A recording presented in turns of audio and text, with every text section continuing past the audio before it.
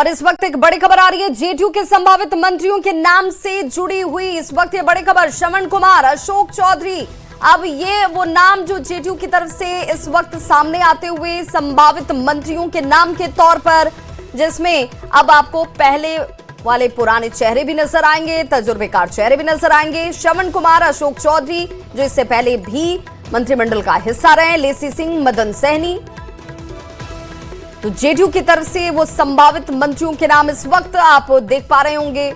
और इन नामों में श्रवण कुमार, और देखिए बड़ी जानकारी अपने दर्शकों को देते चले, ये वो नाम है जिन्हें कल मंत्री पद की शपथ लेनी है। ये जेडीयू के मंत्रियों के नाम इस वक्त आप देख रहे हैं न्यूज 18 बिहार झारखंड पर। और सबसे पहले हम आपको इन नामों से अवगत करा रहे हैं। लेसी सिंह, मदन सहनी, कल ये आपको मंच पर नजर आएंगे जेडीयू की तरफ से शपथ लेते हुए मंत्री के तौर पर। जमा खां, सुनील कुमार, शीला मंडल, रत्नेश सदा, तो ये वो तमाम नाम हैं जो जेडीयू की तरफ से फाइनल हैं, जो कल मंत्री पद की शपथ लेने वाले हैं पटना के ऐतिहासिक गांधी मैदान में, जहां पर भव्य तैयारी की गई है कल के इस आयोजन के लिए, जिसमें लेसी सिंह, मदन सहनी, लगातार बीजेपी की तरफ से कौन कौन से नाम होंगे, जेडीयू की तरफ से कौन से नाम होंगे जो मंत्री पद की शपथ लेने वाले हैं, वो हम आपको इस वक्त टीवी स्क्रीन पर दिखा रहे हैं। शीला मंडल, रत्नेश सदा, ये वो नाम है जो कल आपको मंच पर शपथ लेते हुए दिखने वाले हैं। संवाददाता आनंद अमृतराज हमारे साथ जुड़ गए।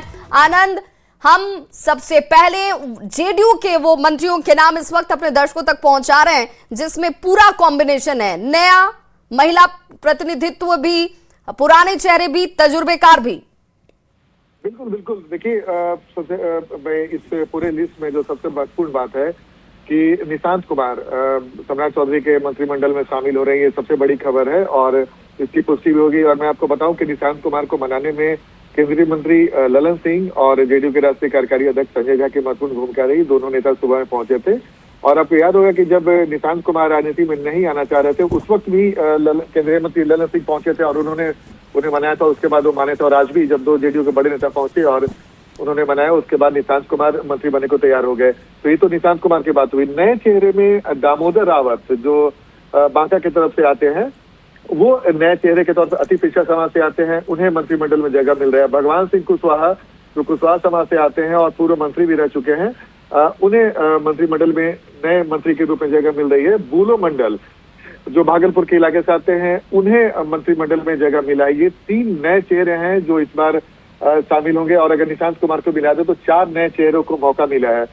रत्नेश सदा इसके पहले भी मंत्री थे, वो दलित समाज से आते हैं, उन्हें भी मौका मिला है। शीला मंडल अति पिछड़ा समाज से आती महिला है, उन्हें भी जगह मिला है। सुनील कुमार भी दलित समाज से आते हैं, उन्हें भी जगह मिला, इसके पहले भी वो मंत्री थे। जमा खां एकमात्र अल्पसंख्यक विधायक जो एनडीए पूरे अगर एनडीए के 201 विधायकों की सूची डाले तो जमा खां एकमात्र मुस्लिम विधायक है जो मंत्रिमंडल में शामिल होंगे, इसके पहले भी मंत्री थे। मदन सहनी अति पिछड़ा समाज से आते हैं और वो भी मंत्रिमंडल में शामिल होंगे, वो भी पहले भी मंत्री थे। लेसी सिंह सवर्ण समाज से आती है, राजपूत समाज से, वो पहले भी मंत्री थी और एक बार फिर से उनको मौका मिला। अशोक चौधरी भी दलित समाज से आते हैं, उन्हें भी मंत्रिमंडल में जगह मिला, पहले भी वो मंत्री थे। श्रवण कुमार नीतीश कुमार के बेहद करीबी और कुर्मी समाज से आते हैं, वो भी इस मंत्रिमंडल में फिर से शामिल हो रहे हैं। विजेंद्र यादव समाज से आते हैं और नीतीश कुमार के सबसे पुराने सहयोगियों में से एक माने जाते हैं। वो बिहार के डिप्टी सीएम बने हैं, वो पहले से ही डिप्टी सीएम में मंत्री बन के शामिल हो चुके हैं। विजय चौधरी जो सवर्ण समाज से आते हैं, भूमिया समाज से, वो विजय चौधरी बिहार के डिप्टी सीएम जेडीयू की तरफ से बने हुए हैं। तो ये 14 लोगों का नाम फाइनल हो चुका है जो सम्राट चौधरी के मंत्रिमंडल में शामिल। बिल्कुल आनंद, दामोदर रावत का जिक्र आपने किया जो इस बार इस मंत्रिमंडल का हिस्सा बनने जा रहे हैं। इस कैलकुलेशन को समझना चाहेंगे क्योंकि यहाँ पर चर्चा हो रही है कि 11 ही ऐसे मंत्री होंगे जो जेडीयू की तरफ से शपथ लेने वाले हैं। नहीं, देखिए जेडीयू के कोटे में 16 सीट मिला है, तो यानी कि अगर इस 14 सीटों को देख ले, 14 उम्मीदवार जो मंत्री बनेंगे, जिसमें से 2 ऑलरेडी बन चुके हैं, विजय चौधरी और विजेंद्र यादव, उसके अलावा 12 लोगों को और मौका मिला है, यानी कि टोटल मिलाए तो जेडीयू की संख्या 14 तक जाती है और 16 मंत्रियों की सीट मिली है जेडीयू को, यानी कि 2 सीट खाली रखा जाएगा और आने वाले परिस्थितियों को देखते दामोदर रावत को लेकर ये चयन के पीछे क्या कैलकुलेशन दिखता है आनंद? देखिए, अगर इस पूरे मंत्रिमंडल की सूची में डालें तो बिहार में लौकुश के अलावा जेडीयू का मजबूत आधार अति पिछड़ा समाज रहा है। तो दामोदर रावत भी अति पिछड़ा समाज से आते हैं और एक मजबूत नेता माने जाते हैं। तो अति पिछड़ा कोटा को अगर देखें तो दामोदर रावत 1, बुलो मंडल 2, शीला मंडल 3 और मदन सहनी 4, यानी कि इस मंत्रिमंडल में सबसे ज्यादा प्रतिनिधित्व अगर किसी को मिला है तो वो है अति पिछड़ा समाज। और जैसे कि आपने दामोदर रावत के बारे में पूछा, दामोदर रावत की छवि बहुत अच्छी मानी जाती है, शांत स्वभाव के नेता माने जाते हैं और इससे पहले भी वो मंत्री रह चुके हैं, नीतीश सरकार में पहले भी मंत्री रह चुके हैं, एक बार फिर से उनको मौका मिला है। तो अगर आनंद, एक बात तो तय है कि जो भी नाम तय हुए हैं, जिन नामों को न्यूज 18 बिहार झारखंड इस वक्त अपने दर्शकों तक सबसे पहले पहुंचा रहा है, ये वही नाम है जिन पर नीतीश कुमार की तरफ से मोहर लगाई गई है। नीतीश कुमार के मोहर, देखिए आज मैं सुबह का घटनाक्रम बताऊं विभा। सुबह में जेडीयू के 2 बड़े नेता ललन सिंह और संजय झा दिल्ली से पटना आते हैं। उसके बाद विजय चौधरी जो जेडीयू के तीसरे सबसे महत्वपूर्ण नेता है, वो तीनों सबसे पहले सांसद कोरिडोर रोड पहुंचते हैं। नीतीश कुमार से उनकी लगभग आधा घंटे मुलाकात होती है।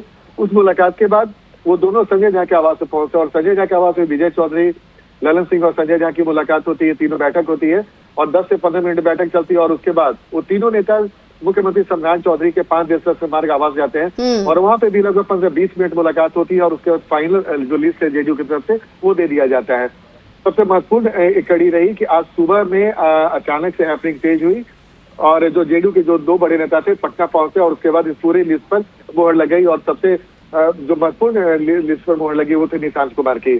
तो ये पूरी लिस्ट जो इस वक्त हम आपको दिखा रहे हैं, जो हमारे दर्शक देख रहे हैं, ये जेडीयू की लिस्ट है और जेडीयू की लिस्ट में नीतीश कुमार ने अपने अधिकांश पुराने चेहरों पर भरोसा किया है और जो नए चेहरे भी अगर बने हैं। बिल्कुल, मेरा अगला सवाल यही था कि नए चेहरों में तो दामोदर रावत नए चेहरों में के तौर पर इसमें शामिल होते हुए आपको कल नजर आएंगे। अब सवाल ये भी कि निशांत के करीबियों के भी मंत्रिमंडल में शामिल होने की बात चल रही थी, लेकिन इन नामों को देखकर ऐसा लगता है कि ये वो चेहरे हैं जो इससे पहले भी मंत्रिमंडल का हिस्सा रहे हैं, तजुर्बा है और उसके अनुरूप ही चयन जातिगत समीकरणों को ध्यान में रखकर किया गया है। बिल्कुल, आपने सही कहा। अच्छा देखिए, भगवान सिंह कुशवाहा हैं, भले ही इस बार मंत्रिमंडल में नए विधायक के तौर पर आए हैं, लेकिन वो पहले भी मंत्री रह चुके हैं। उनको पहले भी मंत्रिमंडल में रहने का मौका मिल चुका है।